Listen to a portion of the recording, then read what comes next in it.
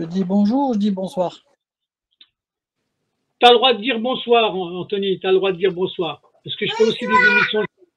Vas-y, tu te présentes et puis tu nous racontes exactement ce qui t'arrive, ce que tu subis. Vas-y, tu as la parole. Non, c'est, Lydia, je suis en conférence. Allô? Bien. Donc, effectivement, il y a ma fille et j'en suis bien heureux parce qu'elle a été placée. Et je vais donc parler maintenant du placement de nos enfants jusqu'à aujourd'hui. je te vois pas, voilà, reviens. Ok, c'est bon là? Ben là, je t'entends. Vas-y, vas-y, parle. Donc, Est-ce que quand le réseau était coupé, tu m'entendais aussi ou... non, non, quand ça coupe, je t'entends plus. Donc, D'accord, ok. Donc là, normalement, le réseau est rétabli et il est stable, donc parce que je vérifie à chaque fois. Donc, c'est allé. ok, d'accord. Ben, je te laisse raconter ton histoire alors. Vas-y. On a combien de temps?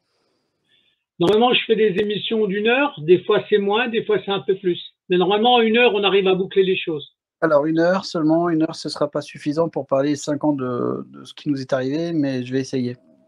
D'accord. Je vais faire des allers-retours parce que au niveau mémoire, des fois, c'est oublié, ça revient suivant ce que je dis, D'accord. mais c'est pas grave parce que je vais devoir parfois détailler des situations qui nous amènent à ce que l'on vit aujourd'hui. D'accord. D'accord. Voilà. Donc, la première chose, il faut que je parle de ma situation. Oui. Je suis marié, j'ai aujourd'hui 6 enfants depuis un mois. J'ai eu des Oui. jumeaux, moi. Heu, mais avant cela, donc nous avions 4 enfants. D'accord. Nous étions dans un 2 pièces à 6 donc à la naissance de ma fille jusqu'à ses 1 an et demi. Imaginez le stress que c'est d'être dans un 2 pièces, 36 m² à 6. Bah oui, je me doute. Ça pose des petits problèmes C'est compliqué. d'intendance. Alors, c'est pas qu'on était dans un 2 pièces, on s'est laissé aller, pas du tout. Je travaillais, j'ai fait valoir mes droits au 1 patronal. J'avais fait une demande de logement social. Oui. J'avais fait un dossier qui a duré en fait 4 ans à peu près, Oui. pour dire que c'est très long. Mais les choses ne bougeaient pas assez. J'ai dû faire appel à nos élus, hein, tout simplement. Voilà. Donc j'en viens maintenant à ce qui nous est arrivé. J'ai un fils aîné qui n'est pas de moi biologiquement, mais qui est que j'ai reconnu, donc qui est mon fils. De toute D'accord. façon, il le sait, il n'y a pas de souci là-dessus. Je tiens à préciser que ma femme n'est pas là ce soir puisqu'elle est avec les bébés à l'hôpital parce D'accord. qu'on a un suivi pour perte de poids et bon, c'est en train de s'arranger, mais bon, ça, D'accord. on a mis le tableau. Maintenant, je parle de mon fils et c'est là où on va arriver à ce qui nous est arrivé. Donc, mon fils, en fait, on voit bien en primaire, à l'école primaire, je précise, qu'il Oui. a du retard. Il n'arrive pas à Oui. suivre. Là-dessus, la maîtresse nous alerte et nous dit: «Écoutez, il faudrait faire quelque chose, il existe des aides comme la VSI pardon, aide de vie scolaire individuelle si je me rappelle bien». Bon, on dit: «OK», donc on fait des dossiers, on est toujours dans le 2. J'en étais à toujours dans le 2 pièces. Donc de faire un dossier, dans ces conditions, c'est très, très compliqué. Déjà qu'un dossier administratif, c'est compliqué, mais alors dans ces conditions-là, ça relève du défi. On fait le dossier, on obtient tant bien que mal une AVSI pour l'année suivante, hein, du coup, parce que c'est très long aussi et ça revient. Voilà. Oui. J'en étais à la VSI, on l'obtient. Il a à peu près, à ce moment-là, il a 8, 9 ans. Donc on obtient la VSI. On est là toujours? Oui, oui, oui. Il a la VSI et ça ne suffit pas. Il a 8 ans à peu près, 8 ans, 9 ans, je ne sais plus bien maintenant. Et donc on nous indique qu'on nous oriente vers le CMP, enfant. Je vais préciser qu'on habite à ce moment-là à Cannes-sur-Mer, dans le 06, département Alpes-Maritimes. D'accord. Donc on dépend du CMP, du secteur. Juste donc on est au CMP maintenant et ça va, ça se passe bien, mais ça suffit toujours pas. Donc là, il se passe 6 mois, 8 mois, je sais plus bien à peu près. On est, redirigé vers l'hôpital de jour, mais c'est dans le même bâtiment. Donc on se rapproche de l'équipe médicale. Là, il se passe, 2-3 mois, donc pendant les 2-3 mois, il est en hôpital de jour. Ça se passe relativement bien. Oui. À ce moment-là, il y a un changement d'équipe. L'équipe médicale en place, toute l'équipe en fait est, enfin je crois sauf une personne, est, changée. Donc de pédopsychiatre, en passant par, enfin, il y avait les infirmières, une infirmière qui était restée en poste aussi. Mais tout le reste a changé. À part les secrétaires évidemment, bref. À partir de là, pour notre situation, ça change aussi. Oui.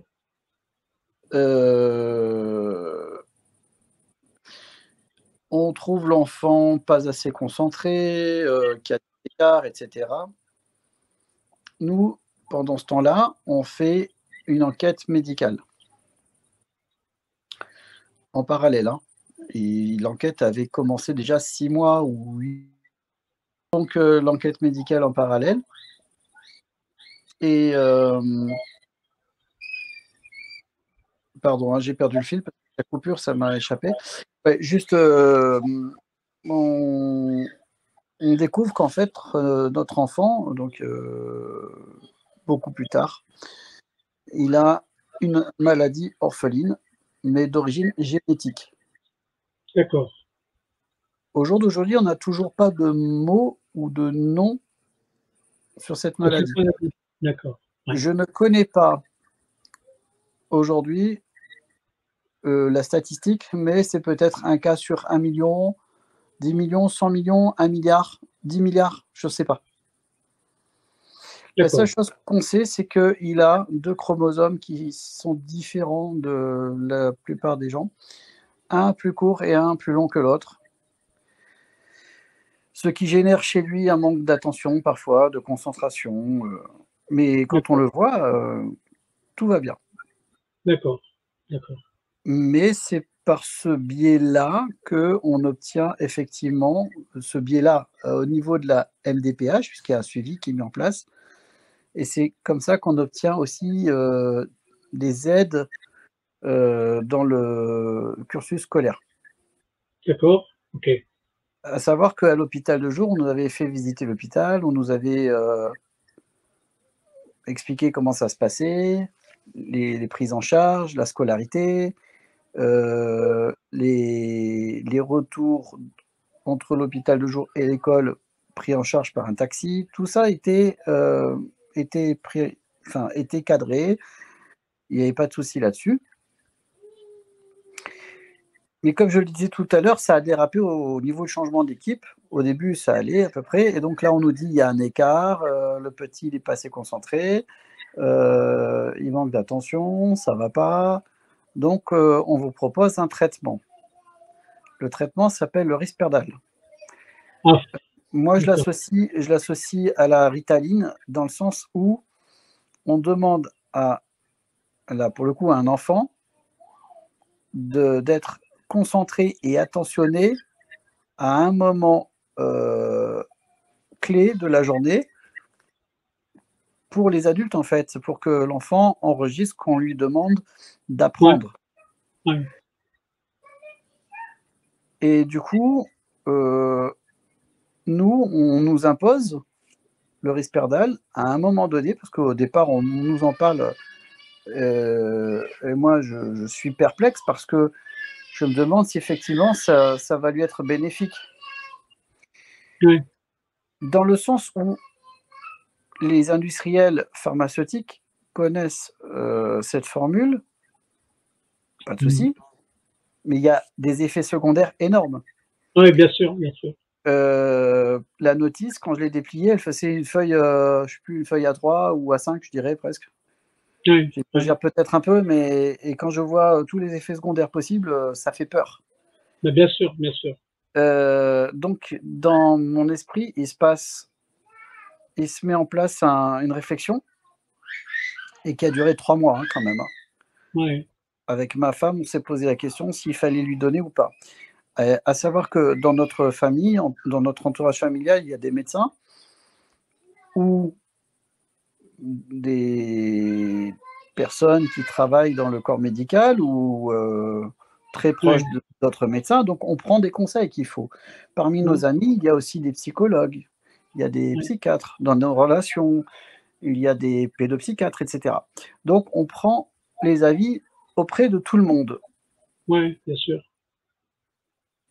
y compris parents. Bon, j'ai perdu ma maman il y a maintenant quelques années, mais à part ça, il y a mon papa. Je prends des conseils de la famille proche et des amis proches.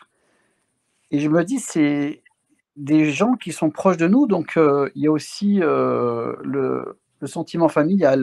Bon, Oui, bien sûr, je bien me sûr. dis qu'il faut aller plus loin dans la réflexion. Il faut prendre comment on appelle ça, des conseils de personnes qui ne nous connaissent pas du tout et qui peuvent nous répondre à brut et sans influence, sans intérêt. D'accord. Donc, les conseils qu'on arrive à avoir, que ce soit de Marseille, Lyon, Paris, de personnes, enfin de médecins, même de psychologues ou psychiatres, même de Paris, qui ne nous connaissaient pas, dont j'ai pu avoir en fait les coordonnées parce qu'ils sont passés dans des émissions télé ou radio, et j'ai réussi à les avoir au téléphone. Et comme ça, j'ai pu me faire une idée. Là-dessus, ma femme me dit non, je ne suis pas d'accord pour lui donner. À savoir que pendant un rendez-vous à l'hôpital de jour, on nous avait carrément menacé, je le dis bien, menacé, de lui donner le Risperdal, c'est-à-dire soit on lui donne le Risperdal, soit on nous envoie les services sociaux. Ça a été dit comme ça. Hein. Oui, Risperdal aux services sociaux. Ouais. Ça calme. Oui, bien sûr. Et je me dis, mais attendez, là, il y a un problème. Depuis quand on veut faire guérir quelqu'un en faisant du chantage? Ouais, c'est Parce ça. que ça s'appelle ni plus ni moins que du chantage. Et dans ces conditions-là, ce n'est plus de la thérapie, donc c'est plus médical, c'est du business. Parce qu'il faut Exactement. savoir que ce traitement-là rapporte énormément d'argent. Ouais. À savoir qu'en plus de ça, il y a une dépendance qui est créée auprès des personnes traitées. Et la dépendance, c'est... S'il te plaît, ne crie pas, je suis en conférence. Et les personnes traitées, en fait, sont dépendantes à vie. Bien sûr, bien sûr. Alors moi, je lui donne quand même, malgré l'avis de ma femme, je lui donne le Risperdal pendant 1 mois. D'accord. Il se trouve à ce moment-là que le Risperdal, en fait, a eu des effets nocifs chez lui. Il est devenu, effectivement, d'après l'hôpital de jour, il est devenu agressif et ils n'ont pas dit méchant, mais ça se traduisait par méchant. Ouais, Mais bien comment on sûr. peut définir qu'un enfant, à ce moment-là, qui a 9 ans, 9 ans et demi, voire 10 ans, je ne sais plus bien, peut être méchant, en fait? Parce Ouais, bien que à la maison, ça se passait bien, il était proche de ses frères et sœurs. Enfin, il n'est pas encore sa sœur d'ailleurs, mais il est proche, il aime. ouais, bien sûr, des bonnes relations. Ouais. Alors, on est C'est revenu. revenu. On est Ouais. revenu. Ouais. J'ai oublié une chose d'ailleurs. Il n'y a pas eu que services sociaux hein, comme Ouais. chantage. Il y a eu aussi le fait de suspendre la scolarité de notre enfant pendant un temps. D'accord. Ça a duré 2-3 mois. le temps qu'on a mis à réfléchir d'ailleurs. Mais je l'ai appris bien plus tard. C'est-à-dire que l'hôpital de jour a influencé l'école. L'école a suivi l'hôpital de jour. Oui. Et je l'ai appris bien plus tard. Interdit par la loi de déscolariser un enfant comme ça, quoi. Alors bon, on nous a dit oui, vous avez signé un contrat, une charte avec l'hôpital de jour. Donc on nous avait aussi mis la pression par rapport à la déscolarisation de notre enfant si on lui donnait pas le Risperdal. Ça va jusque là quand même, c'est grave. Hein. Oui, bien sûr. Donc je disais, on lui a donné quand même, après tout ça, on lui a quand même donné, enfin je lui ai donné, contre l'avis de ma femme, je le répète, pendant 1 mois je lui ai donné, il a été donc agressif et méchant. On va y arriver. Donc il avait changé de comportement et il était effectivement agressif. Mais ça se passait bien à l'hôpital de jour, pendant l'hôpital de jour, pendant la journée forcément, puisqu'il prenait le traitement, donc la journée ça allait, c'était le soir quand il rentrait. Donc on était dans un 2 pièces, donc forcément il y a beaucoup de facteurs qui rentrent en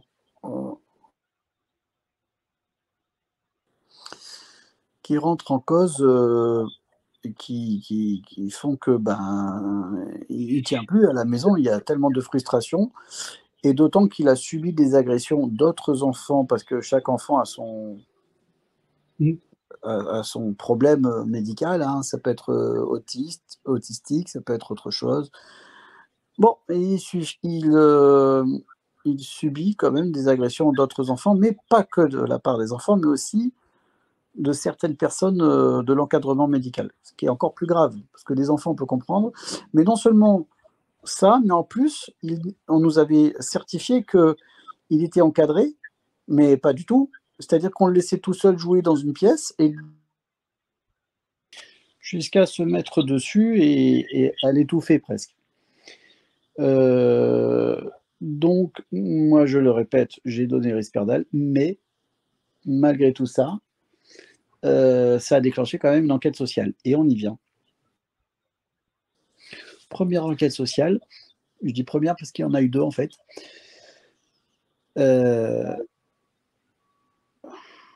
Excuse-moi, je perds un peu la. Je dis première parce qu'il y en a eu 2. Et pendant l'enquête sociale, en fait, il est difficile de parler de ce chantage quand même. Mais au départ, il s'agit juste de notre fils aîné. Et enquête sociale, petit à petit, s'est élargie aux autres enfants. Ce que donc on ne comprend pas en fait. Oui, oui. Je fais appel à une amie qui est avocate, qui, quand j'ai reçu les courriers, était elle-même surprise des courriers. Comment il peut y avoir une audience pour parler de nos enfants sans la présence des parents, par exemple. Bah oui, Mais bon, bah oui. là, on a une enquête sociale qui se termine par ce qu'on appelle une mige, mais bon, il y a pas comme un non-lieu en fait. Hein, Oui, bon, dire que tout va bien malgré les soi-disant accusations de sur notre enfant, c'était pas vrai. Et la mige était collective. Donc il n'y avait pas eu de problème plus que cela. L'affaire était classée sans suite, mais là, au moment du classement sans suite, on est dans la première période Covid. oui, oui. Donc, bon, on est toujours dans le 2 pièces, on fait des pieds et des mains pour arriver à obtenir un logement quand même plus grand, même dans le privé, on n'arrive pas. Bon, il se trouve qu'à un moment donné, les choses se débloquent et effectivement, là, on arrive en avril 2021 où je vais chercher mon petit gamin à l'école maternelle et je reçois un coup de fil pour me dire que, suite à nos démarches, que nous avons une visite pour un logement social. Donc très bien, on est au 7 avril 2021. Donc on visite l'appartement. On était quand même prioritaire du fait de la loi DALO, donc puisque nous avons un enfant handicapé, reconnu handicapé par la MDPH. Oui. S'ensuit le déménagement, l'emménagement, avec toute l'organisation que ça importe, hein, évidemment. Je ne sais pas si tu m'entends là. Si, Je je vais t'entends, je attendre que t'entends. tu reviennes sur. Du Ok, coup, c'est ouais, de l'autre vas-y. côté. Je sais pas Je si tu t'entends, moi, m'entends je un peu. t'entends. Ouais. Voilà, voilà. S'ensuit donc déménagement, emménagement, hein, le temps de faire les travaux dans le nouvel appartement et l'ancien aussi pour le rendre en état parce que parce que parce que Faut tout installer, en fait. t'étais fatigué, toi. Ma chérie. Tu peux plus d'amour, mon petit cœur, je t'aime. Parce que on y était quand même resté une douzaine d'années, 10 ans, non 10 ans, Ouais. hein, dans l'ancien appartement 2 pièces, hein, donc c'était pas rien. Donc il y avait quelque chose à refaire, les peintures par exemple. Ouais.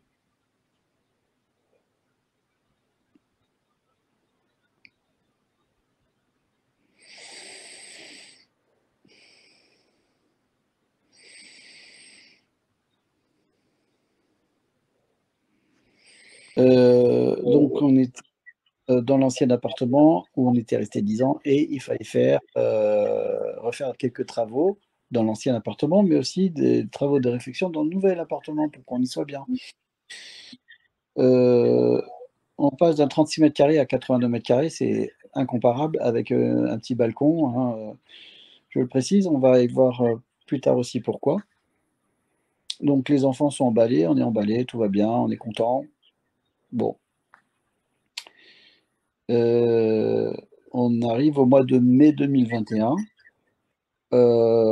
Puisqu'on change de commune, changement d'école. Bon, moi, je suis pas trop favorable parce qu'on arrive presque à la fin de l'année scolaire. On est là en été, bientôt. Ma femme insiste. Bon, ok, elle met les enfants dans la nouvelle école et ça se passe bien. Mais juin, mais seulement, il faut faire les allers-retours pour les accompagner à l'école. On les récupère au moment du déjeuner et on les ramène à l'école pour l'après-midi et on revient et on va les chercher à l'école le soir. Voilà. Donc ça prend du temps. Je le précise parce qu'on est toujours dans l'emménagement, on a toujours les cartons dans nos pieds, quoi. On n'a pas tous les meubles en place, on n'a même pas de lit pour nous, on a un clic-clac à ce moment-là, mais bon, voilà, c'est pour préciser vraiment que la situation dans laquelle on est. Et je précise encore aussi que ma femme n'a ni permis de conduire, ni véhicule. Donc ça va engendrer aussi quelques soucis par la suite. Donc on est en mai 2021, ils vont à l'école jusqu'à fin juin, début juillet, normalement. La nouvelle école, ça se passe vraiment très très bien, j'ai aucun problème. Ils sont très contents. Et le petit qui est à la maternelle encore, et l'autre qui est à la primaire. Il se passe juillet-août, on sort les enfants, c'est revenu. On sort les enfants, on va faire des randonnées, piscine, plage, plein d'activités à l'extérieur. Mais moi, je dis à ma femme quand même, il faudrait qu'on s'occupe de l'emménagement avec tous les cartons qu'il y a. Mais bon, et quand on rentre, on est fatigué, effectivement. Elle me dit, il faut les sortir. Oui, c'est vrai, mais il faut aussi qu'on s'occupe de l'emménagement. Euh, Elle me dit, oui, bon, là, on arrive début septembre. Faut que je précise encore que nous sommes de confession israélite, hein, donc on verra aussi ça plus tard pourquoi ça joue aussi dans ce qui nous est arrivé. On arrive en septembre. Le nouvel appartement se trouve à Vence. C'est dans les Alpes-Maritimes, 06 aussi, à peu près 10-12 km de. Tu entends? Ouais, ça y est, c'est revenu. Oui, revenu. Je disais donc qu'on habite maintenant à Vence, petite commune du 06, à 10-12 km de Cannes-sur-Mer. On est au mois de septembre et à Vence, en septembre, dehors, la nuit, c'est pas tout à fait les mêmes températures qu'à Cannes-sur-Mer. À Cannes-sur-Mer, on est proche de la mer, il fait bon même en septembre, ça va à peu près. Mais à Vence, on est côté montagne, il y a un petit vent de la montagne qui redescend, il fait un peu plus frais.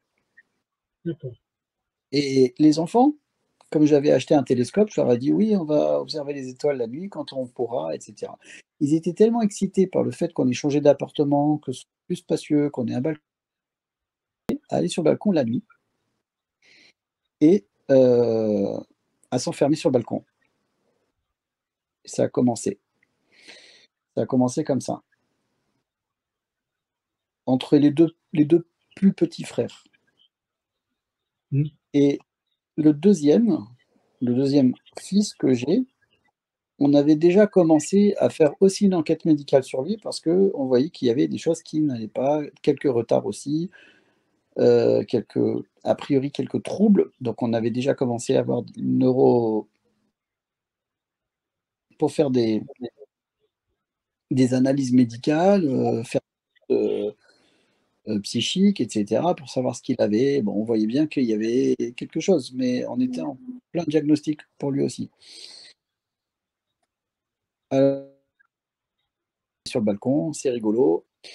C'est rigolo pour eux d'aller sur le balcon, de s'enfermer. Sauf qu'à 3 heures ou 4 heures du matin, je sais plus l'heure qu'il était exactement, hein, maintenant, mais non, c'est pas rigolo parce que même si avant on était au 4e étage et que maintenant on est au 2e étage, ça reste dangereux, il fait froid. Il est pas question qu'un enfant de 6 ans et l'autre de 8 ans ou ouais à peu près, s'amuse, comme ça. C'est pas possible. D'accord. Donc moi, je me suis réveillé quand, j'ai entendu: «Papa, à l'aide». Mais si moi je l'ai entendu, c'est que les voisins l'ont entendu. En pleine nuit, c'est pas possible. Donc moi je me suis levé, dans mon sommeil, j'ai ouvert la fenêtre, la porte-fenêtre, je leur ai dit de rentrer, d'arrêter les bêtises. Voilà. Ça c'est un premier détail. Je devrais dire un premier, en tout cas au nouvel appartement. Heu, c'est vrai que du fait que l'aîné, je vous ai dit tout à l'heure, il avait des troubles, heu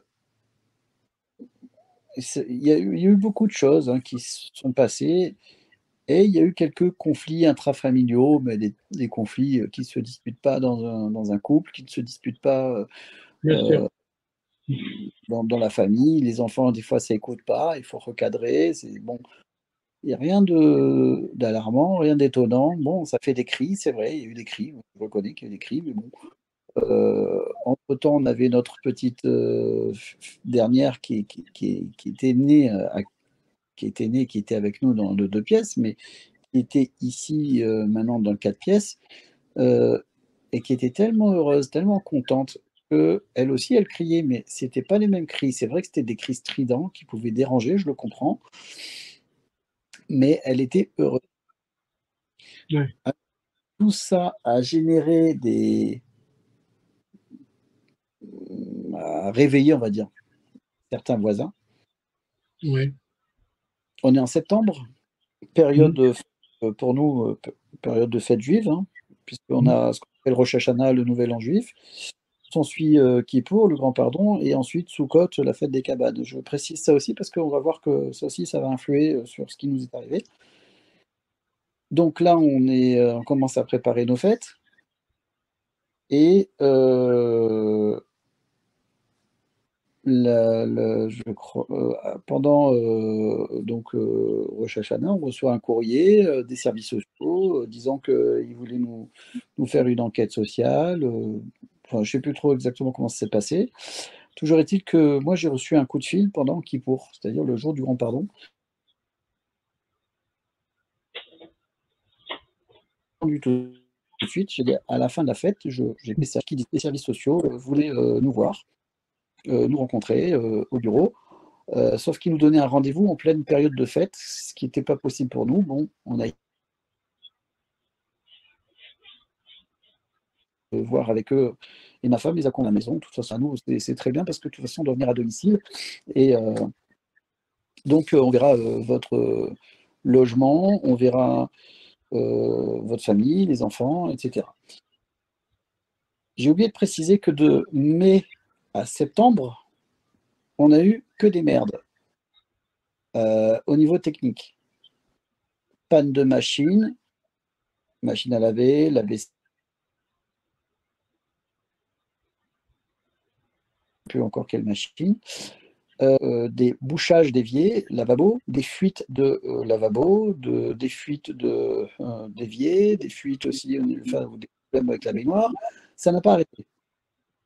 Ça n'a pas arrêté. Et encore dernièrement, on est en août, le 2 août 2023, il y a une semaine encore, j'ai eu un problème de serrure. Pendant 10 jours, il a fallu qu'il y ait quelqu'un à la maison parce que j'ai eu un problème de serrure. Pour vous dire, D'accord. hein, mais tout ça, j'assume, j'ai pas de souci avec ça.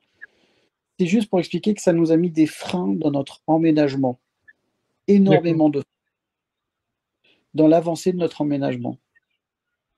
Et donc, quand les services sociaux sont arrivés, ils ont dit: oh là, déjà au premier étage, ça sent pas bon parce qu'on a une personne qui est ce qu'on appelle une maladie. Hein, l'alcoolisme est une maladie, mais bon, c'est vrai que bah, ça sent pas bon. Voilà, c'est comme ça. Donc, ça donne déjà pas une très bonne image pour les services quand ils montent. Moi, je leur demande d'enlever leurs chaussures avant de rentrer parce que chaque personne qui vient chez moi, je leur demande d'enlever les chaussures. Ça paraît plus hygiénique. Du coup, je sens que ça les gêne un peu. Ouais, ouais. J'ai fait tout refaire, toutes les peintures, mur, plafond et sol. C'est du lino. Allez, une peinture sur du lino, c'est coupure. Bon, quand vous montez sur un bateau, vous enlevez vos chaussures. Voilà, chez moi, c'est un peu la même chose, puisque c'est une peinture bateau. Donc, on leur a demandé d'enlever leurs chaussures. On leur a proposé des surchaussures ou mettre des chaussons. Bon, peu importe, c'est pas grave. Elle rentre dans la maison, elle voit des cartons partout, elle voit effectivement le balcon, elle voit aussi la situation, c'est-à-dire qu'on a, je répète, voilà, on a 4 enfants. Nous, on a la plus grande chambre, ma femme et moi. Il y a notre fils aîné qui est dans sa chambre au milieu et les 2 petits qui sont dans leur chambre en lit superposé. Et que le lit superposé, ok, j'ai mis l'échelle côté mur, mais il reste quand même proche de la fenêtre. On est en étage. Moi, quand j'ai des services sociaux qui arrivent, bah, je sais pas, de bonne foi, je leur dis, écoutez, moi j'ai téléphoné au bailleur social, je leur ai demandé si on pouvait mettre une barre de sécurité aux fenêtres. Ils m'ont dit non, on ne touche pas aux extérieurs. C'est-à-dire, on ne touche pas aux façades. Pour toucher aux façades, il faut pas toucher aux façades, ça modifie la structure. Enfin, ça modifie le. Bref. Donc, je dis aux services sociaux, écoutez, moi, c'est un danger. Regardez, ils sont en lit superposé. Ils peuvent très bien ouvrir la fenêtre de là. Moi, ça m'inquiète. On n'est pas à l'abri d'une chute. D'autant qu'il y avait des cartons en dessous de la fenêtre. Tout ça, moi, je m'en inquiète. Et quand elles arrivent, je vois bien leur réaction, en fait. Elles sentent les draps. Bon, et tout ce qui est à charge, elle note. Tout ce qui est à charge, elle note pour nous. Tout, tout, tout. Dans leur rapport, il y a 9 pages, dans leur dossier, il y a 9 pages à charge contre nous. Dans les 9 pages, c'est police 7, hein, c'est tout petit, hein, peut-être 8 pour vous dire la taille. Mais il y a 4 phrases, c'est très insidieux, 4 phrases qui disent par exemple que l'aîné a été circoncis. Bah oui, il a été circoncis parce que d'une part, c'est vrai qu'il y a un côté religieux, mais heureusement, quand on l'a fait circoncire, on avait vu un médecin quand même, hein, qui a détecté une anomalie. Et heureusement, parce qu'aujourd'hui, il aurait pu avoir un cancer ou je ne sais quoi, et peut-être même en mourir. Donc ça a été, heureusement, qu'il a été opéré à. Mm. Donc il y a eu ça. Il y a eu soi-disant que les enfants ne mangeaient pas de viande parce que on est juif, donc on mange cachère. Je veux dire, à la maison, on mange de la viande à la maison. Mais à l'extérieur, effectivement, ils ne mangent pas de viande.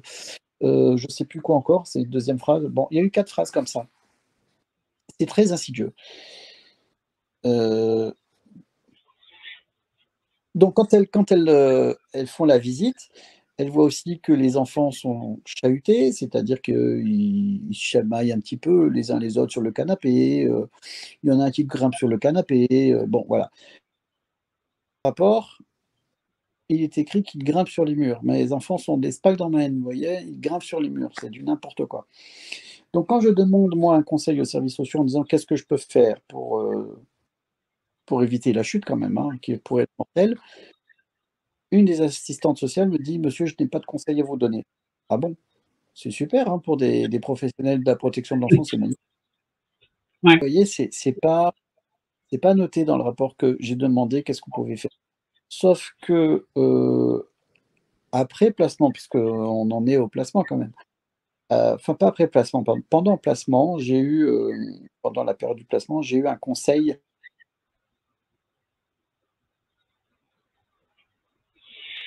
Une personne, du métier de l'enfance, j'ai cette note pour le moment parce que j'ai pas nommé son identité ou quoi, mais qui m'a donné conseil, effectivement, on peut sécuriser les fenêtres. Donc quand on m'a donné conseil, j'ai été tout de suite dans un magasin de bricolage, j'ai été acheter, une sécurité fenêtre que j'ai posée la semaine suivante. Donc j'ai fait les choses. Je fais les choses, je les fais. Donc quand on me reproche que c'est pas fait, donc c'est fait. Il faut Je vous rappelle qu'on a eu des problèmes techniques pour les faire. Il y a une organisation, il y a l'école, il y a des vacances, il y a des fêtes, il y a des courses à faire, comme plein de familles. Il y a une organisation. Tout ça, ça se met en place. Il n'y a pas de souci avec ça. Mais ce n'est pas relevé dans le rapport. À tel point que, par exemple, la juge me dit: «Monsieur, pourquoi vous avez mis le drap mouillé d'urine d'un des enfants, drap mouillé d'urine d'un des enfants?» On est à l'audience en novembre 2021, mais je vais revenir aussi en octobre, vous inquiétez pas. Heu, Pourquoi vous avez mis le drap mouillé d'urine dans la baignoire? Je dis: «Bah, parce que madame, je ne vais pas, je ne vais pas mettre le drap mouillé d'urine, donc il est mouillé, dans le bac à linge sale, sec, ce qui va mélanger tout et c'est pas bon pour le linge sale, sec». Donc je le mets à part, il y a une machine qui était en train de tourner, donc il y avait une machine qui était en train de tourner, pardon, et donc je me suis dit: «Je vais mettre le drap quand la machine aura terminé et après, j'étendrai le reste» et puis voilà. Mais ça, c'est au moment où les services sociaux sont venus faire leur, petit tour dans la maison. Donc au-delà de ça, c'est venu de quoi tout ça, en fait? C'est venu d'une voisine qui a appelé le 119. Oui. Mais ça, on l'a su après, hein, enfin on l'a su bien après, c'était en novembre, je crois. Une voisine qui a appelé le 119, heu, qui a dit que soi-disant il y avait de la maltraitance, il y a eu alors attendez, il y a eu 2 auditions pour moi, une audition pour ma femme, hem, à ce moment-là, 2 expertises, psychiatriques pour ma femme et moi, donc une. Vous voyez, c'est lourd quand même, parce que les auditions pour moi et ma femme respectivement, 4 heures et demie et 4 heures pour elle. Et les expertises psychiatriques ont duré aussi, 2 fois 2 heures, je crois. Heu, on est en novembre là, hein. Sauf que je reviens maintenant en septembre, octobre, parce que c'était les vacances de la Toussaint. On était à la veille des vacances. Ma femme devait faire un examen médical, donc elle me demande d'acheter, des choses à boire, des jus de fruits.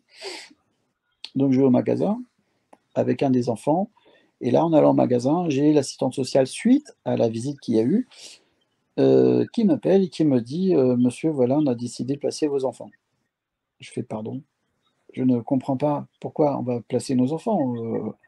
Elle me dit: «Oui, c'est comme ça». Je dis: «Mais je peux faire appel de cette décision?» Elle me dit: «Non, non, on ne peut pas changer, c'est les choses, c'est comme ça» et elle me demande: «Qu'est-ce que vous allez faire pendant vos vacances?» Qui allaient arriver. Et c'est vrai que j'étais en réflexion de partir en vacances, pour ma famille en camping-car et je me suis dit: C'est l'occasion». Et là, je dis: «Écoutez, je sais pas, vous me remettez tout en question maintenant, j'en sais rien, et j'étais en train de me dire: «Oui, je vais partir, mais là, je sais pas ce que vous me dites». Et elle me dit: «Bon, bah, très bien, au revoir, bonne journée et bonnes vacances». Elle me dit ça comme ça quand même, hein. Ouais. C'est oui, oui, elle m'annonce qu'elle va me placer les enfants, mais elle me dit: «Bonnes vacances». C'est magnifique. Donc moi, là-dessus, j'appelle mon avocate que j'avais déjà eue pour la première enquête sociale, je lui explique la situation. Elle me dit: «Écoute, quand tu as un courrier, tu m'appelles». OK. Là, on est au mois d'octobre, je sais plus la date, le 21, il me semble, je crois, 21 octobre 2021 et Je rentre chez moi. Il se passe à peu près maintenant 2 heures. Il est à peu près 15h30, 16h, je sais plus. Et ça sonne à la porte. J'attends personne. Donc j'ouvre et c'est la gendarmerie qui est là devant moi, qui me dit: «Bonjour monsieur, vous êtes monsieur, je suis bien chez monsieur, madame, oui, oui, d'accord. Est-ce qu'on peut rentrer 5 minutes?» Ben, moi, j'ai rien à me reprocher. Donc je dis: «OK», et à peine j'ouvre la porte et s'infiltrent 10 gendarmes à la maison, gilet pare-balles, taser, tonfa, les menottes, l'arme à la ceinture, et voilà, la totale. Je vous assure, c'est traumatisant. Qu'est-ce qui se passe? Donc là, un des gendarmes me dit: On va vous expliquer. J'ai mon fils aîné à ce moment-là qui se trouve à Cannes-sur-Mer avec un copain en train de faire du vélo et qui nous disent: Bah voilà, on est là, vous savez pourquoi?» Avec les services sociaux, «On est là, vous savez pourquoi? Pour le placement de vos enfants». Bah, je suis surpris. «Écoutez, moi j'ai rien reçu, pourquoi j'ai pas reçu de recommandé?» «Non, c'est comme ça monsieur, on a une,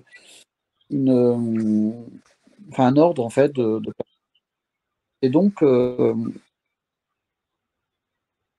me fait signer à moi ce qu'on appelle une OPP, ordre de placement provisoire. Moi, je ne sais pas ce que c'est. Je dis à ma femme: «Vas-y, signe». Et là, le gendarme, le PJ, hein, me dit: «Non, non, monsieur, il y a que vous». Donc déjà, c'était surprenant. Entre-temps, j'ai mon fils aîné qui arrive après l'avoir appelé, sur son portable, et la gendarmerie aussi qui l'avait appelé, hein. Donc le pauvre gamin en stress. Donc j'ai le gamin qui est en stress, qui rentre à la maison, il voit les gendarmes à la maison et qu'est-ce qu'il fait? Il va dans sa chambre et il se dirige vers la fenêtre. Ma femme comprend tout de suite, ses intentions, hein. Il voulait ni plus ni moins que sauter par la fenêtre, hein. Donc elle lui a dit: «Non, calme-toi» et cetera. Comme je vous ai dit tout à l'heure qu'il était reconnu MDPH, on en était aussi à la reconnaissance pour le deuxième, hein, puisqu'on était en diagnostic encore. Ah oui, j'ai oublié de préciser que pendant l'enquête sociale, quand il y a eu la visite, au bureau, parce qu'après qu'elle soit venue à domicile, ils nous ont demandé d'aller au bureau. Ma femme leur a demandé si, elles voulaient, s'il y avait besoin d'aller avec les enfants. Elles ont dit: «Non, non, on les a vus, donc c'est bon». On est allé avec le troisième et quand on s'est retrouvé devant les services sociaux, hein, MSD, MSD, Maison Solidarité Départementale, elles nous disent comme ça: «Et il est pas là?» Alors donc elle nous demande, pourquoi il est pas là. On dit: «Bah, il est malade, donc il est pas venu». On rappelle aussi que leur présence n'était pas obligatoire, de toute façon, n'était pas demandée puisqu'ils les avaient vus à domicile. Et là, elles nous disent: «D'accord», mais sur un ton, accusateur, quoi. Heu, donc sur un ton accusateur, on se retrouve dans le bureau et elle nous expose les faits.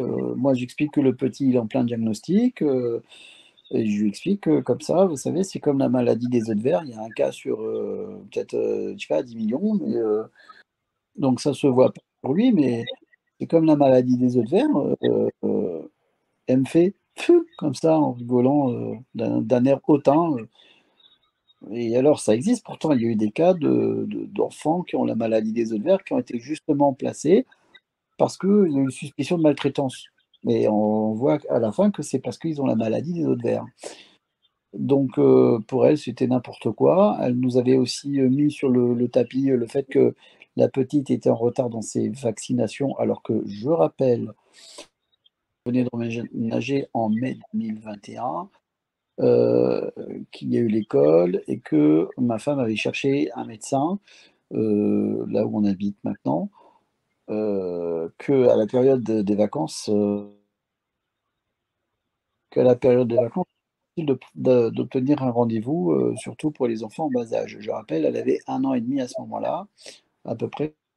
Elle avait 1 an et demi, enfin même plus qu'1 an et demi, qu'il est difficile de trouver un médecin, en période estivale et cetera. Donc un rendez-vous a été pris, mais pour, je crois, mi-septembre ou non, pardon, mi-octobre 2021. Donc, on nous avait mis ça aussi sur le dos, qu'il y avait du retard dans les vaccinations, qu'elles n'étaient pas faites, alors qu'on a expliqué, on a justifié, enfin, tout ce qui nous a été reproché a été justifié. Moi, j'ai reconnu trois choses devant la juge à l'audience. Les fessées, c'est vrai que j'ai mis des fessées. C'est interdit depuis novembre 2019 en France de mettre des fessées à ses enfants, il faut le savoir.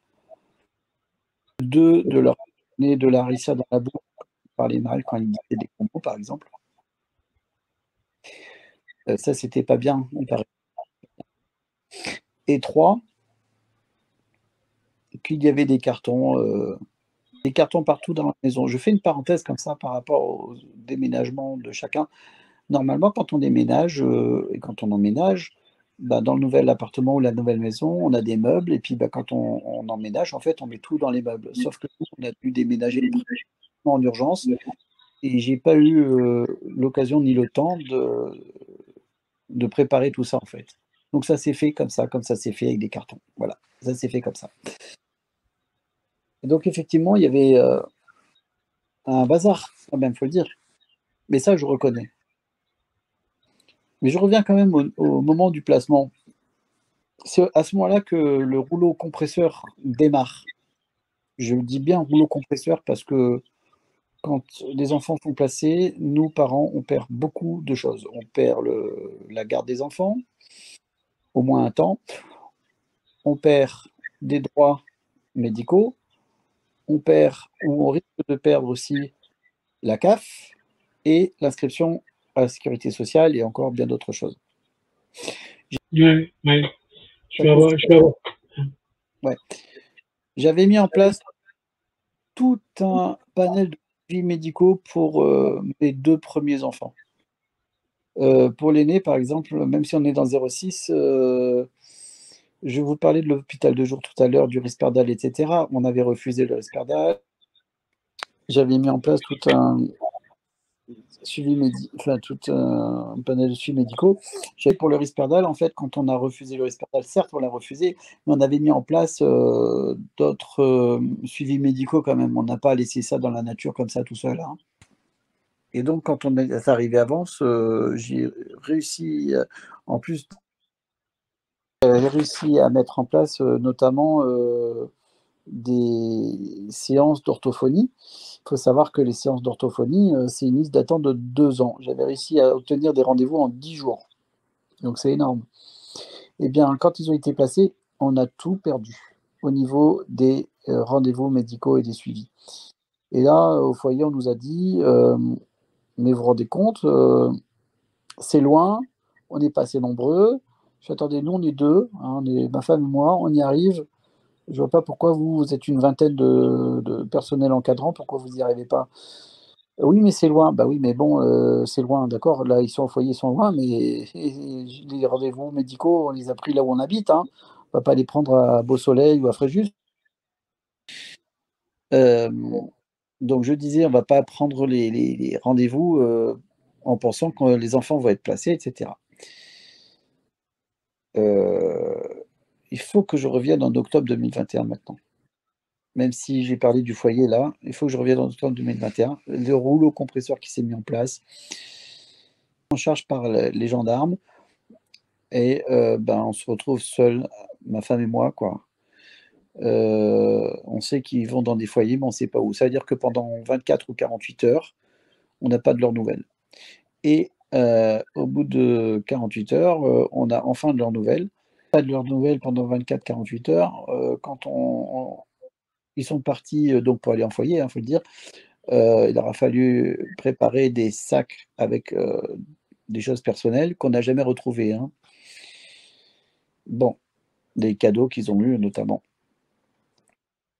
L'effet placement à ce moment-là, il est traumatisant parce que quand on voit les gendarmes, il faut rester calme. Et il faut aussi calmer les enfants. Ça a été très, très, très compliqué, très dur psychologiquement.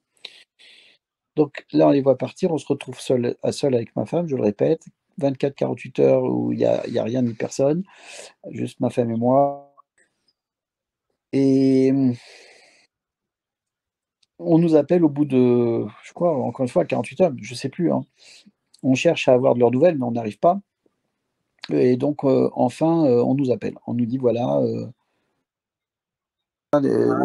voilà les enfants, le premier il est dans un foyer», en fait, les 3 garçons, les 3 premiers étaient, à Nice et chacun dans un foyer différent et entre chacun des foyers sur Nice, hein, il y avait 20-25 minutes en voiture et la petite dernière, elle était dans une pouponnière à Cannes et on nous dit: «Voilà, si vous voulez les appeler, c'est de 17h30, ou 18h jusqu'à 19h, je crois, à peu près».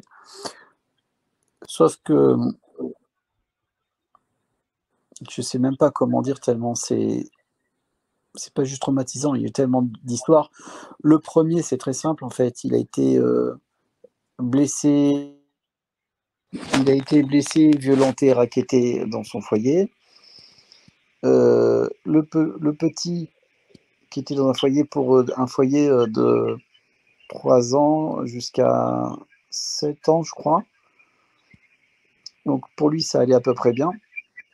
Pour l'autre qui avait, donc ça a été reconnu il y a peu de temps, qui avait un TDAH, puisque je vous ai dit qu'on était en plein diagnostic, bon, il a été reconnu TDAH avec une enquête encore médicale qui n'est pas terminée du spectre autistique.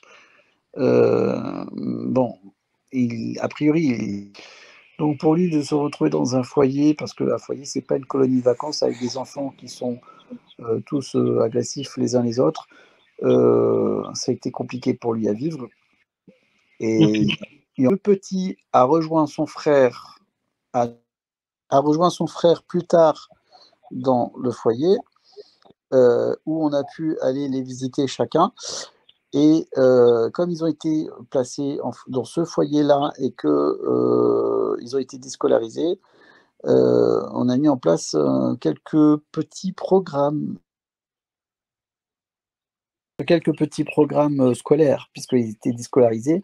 Et quand on les a vus, au moment où ma femme met en place un semblant de suivi de scolarité dans la salle où on était, quand l'éducatrice est arrivée, eh bien, on a bien vu tout de suite la réaction des enfants qui sont arrêtés de travailler, qui n'avaient plus du tout envie de travailler et qui nous culpabilisent en nous disant qu'on a des difficultés pour rendre visite à nos enfants. Et effectivement, ils étaient chacun dans un foyer différent et les visiter au même moment, c'était pas possible. Ça aussi, c'est culpabilisant, alors que c'est pas de notre sort. Je voudrais dire quand même que pour sauver la vie de nos enfants, quand même, lors de l'audience, on s'est battu afin qu'on garde non seulement les droits à la CAF, les droits à la sécurité sociale et les droits d'accompagnement médicaux, les droits d'appel de nous et de la famille, plein de droits. Donc on a pu obtenir, mais très, très important, qu'ils ne soient pas déscolarisés de leur école où ils étaient inscrits quand on a emménagé. C'est ce que je disais tout à l'heure, ma femme avait incité, elle avait bien raison, c'est leur école.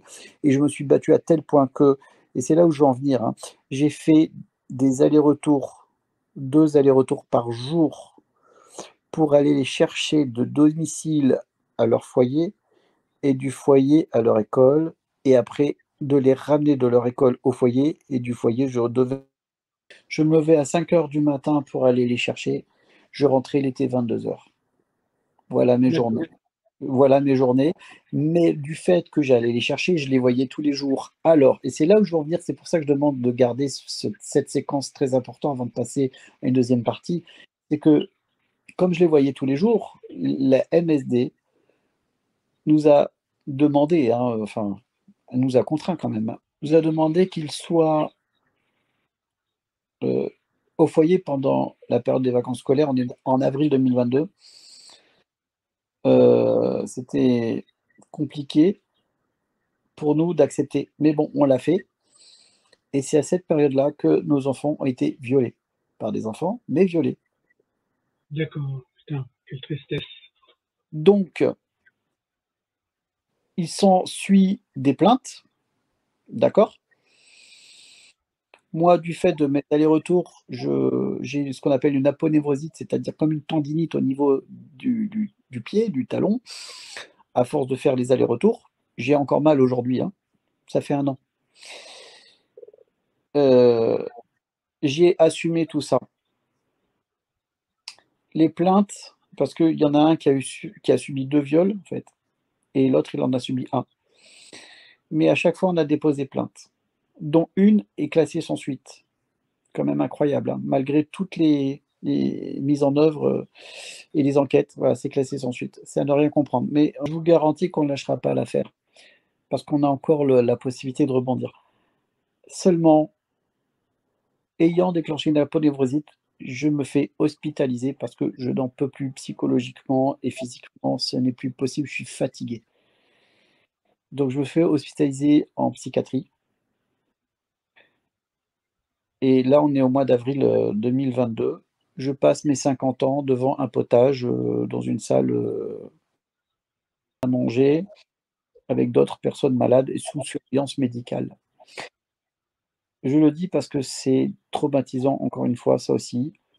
Moi, je voyais pas mes 50 ans à passer devant un potage, hein, pardon, mais je voyais mes 50 ans avec, dans une salle avec ma famille, avec mes amis, mais je l'ai fait, je sacrifie à ce moment-là. Je sacrifie à ce moment-là ce temps-là qui, pour moi, a été personnel et pour mes enfants, pour qu'ils soient, chez eux avec leur maman OK. et j'ai envie de pleurer, hein, rien qu'en remémorant ça parce que quand la plainte est classée sans suite et qu'on est allé voir la gendarmerie en disant: «On n'est pas d'accord pour qu'il retourne au foyer parce qu'il y a danger». Un foyer qui a fermé depuis, hein, pour, mort par noyade, tentative de suicide, c'est paru dans Nice Matin. Donc je répète, mort par noyade, tentative de suicide, agression, et violence, physique et verbale, entre enfants et personnel et viol quand même, Ah, OK. viol. Voilà les raisons pour lesquelles le foyer a été fermé. Moi j'ai écrit une lettre au préfet des Alpes-Maritimes pour lui demander, d'agir par rapport à ça parce que ce n'est pas normal. Vous vous rendez compte que nous, parents, des fois, on n'a pas le droit de visite de nos enfants au foyer, on n'a pas le droit de les appeler et on ne sait pas ce qui se passe et puis du jour au lendemain, on vous annonce que votre fils est mort parce que le personnel, n'a pas fait attention que c'était interdit de se baigner à cet endroit-là. Je veux Mmh, dire, c'est complètement dingue. je sais. Donc quand on voit voir le gendarme en disant: «Voilà, on a déposé plainte», l'OPJ appelle le procureur, il dit: Si, si, ils peuvent retourner au foyer, il y a pas de problème». Eh bien, quand j'ai déposé la deuxième plainte et que le gendarme me demande lors de la deuxième plainte si j'ai quelque chose à ajouter, j'ai dit: «Oui, j'ai quelque chose à ajouter». De une, ils peuvent pas retourner au foyer parce que oui, il y a un problème et il y a un gros problème. Parce que nous, parents, on se doit de protéger nos enfants. Soi-disant, la protection de l'enfance veut protéger les enfants, mais en fait, c'est tout l'effet inverse qui se passe. C'est-à-dire qu'ils sont plus en Je danger sais, au foyer qu'à la maison. je On on sais. on se rend compte quand même de ça? Mais Il même, y a et mes témoignages, ils servent à ça, en fait, hein. c'est quand même incroyable. C'est du non-sens. Heu, il y a, eu une enquête, de gendarmerie sur un fait, un ou plusieurs enfants, je ne sais plus, c'est passé sur YouTube. Ça a été reconnu que les enfants, ils étaient violés, touchés sexuellement et cetera. Et puis au final, la justice, ben, remet les enfants, à la famille.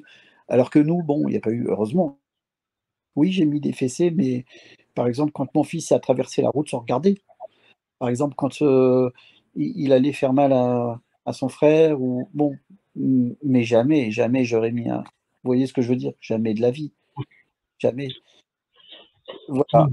Je vais juste terminer par dire que en fait, il y aura une deuxième partie, d'accord, mais l'histoire des placements, c'est 8,5 milliards par an, chiffre 2022, voire un peu plus que 8,5 milliards. Deuxième budget après la défense, premier budget avant l'éducation nationale. L'histoire des placements d'enfants, c'est 6 200 € en moyenne par enfant, en moyenne, hein, par enfant et par mois. C'est énorme. Donc le placement d'enfant n'est pas, dû à une protection, soi-disant, mais du business, uniquement du business. Suite à l'audience, nos enfants auraient dû être placés à domicile, PEAD. Quand j'ai fait valoir le droit que les enfants ne devaient pas être placés en urgence au-delà de 90 jours, du jour au lendemain, comme par hasard, il y a eu 2 places qui se sont libérées. 2 places qui se sont libérées du jour au lendemain. Ce n'est pas normal, c'est parce que c'est un business. Alors, c'est peut-être vraiment une coïncidence, hein, ça se peut, hein, mais c'est quand même bizarre. Maintenant, le jour où ils ont été placés, je vous assure, j'ai passé toute la journée au téléphone de 7h du matin à 22h le soir, sans manger. Sans manger. 7h du matin, 22h le soir. Et quand j'étais hospitalisé, les psys m'ont dit, même le personnel, même les internés hein, m'ont dit, t'es là mais t'es pas là. Bah oui, parce qu'il fallait que je règle tous les problèmes à distance. Je m'angoissais, je m'inquiétais, je stressais pour mes enfants, plus que pour moi. Et ils m'ont dit, mais t'as besoin de te reposer. Je dis, je peux pas. Je peux pas parce que là, ils sont en souffrance. Vous vous rendez pas compte, ils sont en train de se faire violer dans un foyer. Moi, je suis coincé. Il y aura une deuxième partie, mais je vous assure, c'est pas fini. C'est trop grave ce qui se passe. C'est trop grave ce qui se passe en France. C'est pas normal. C'est pas normal. Moi, j'ai alerté. Je vous le dis maintenant, avant de clôturer cette première partie, j'ai alerté le député de notre circonscription qui a fait une proposition à ma demande, d'aller contrôler les foyers. Parce que je vous assure, il y a du taf, il y a du boulot. Maintenant, il ne faut pas toucher la poule aux œufs d'or. Surtout pas. Voilà. Je vais clôturer cette première partie, mais je t'assure, Christophe, il y a encore beaucoup à dire. Je sais. Je disais, je t'assure, il y a encore beaucoup à dire. C'est frustrant de devoir s'arrêter là parce qu'il y a encore beaucoup à dire. Ouais, mais là envoie le générique de fin, parce qu'autrement, je ne vais pas m'en sortir, en fait. Ok, ça marche. Merci. On se donne rendez-vous très bientôt. Ok. Ça marche. Ok, très bien. Allez, bye. Salut.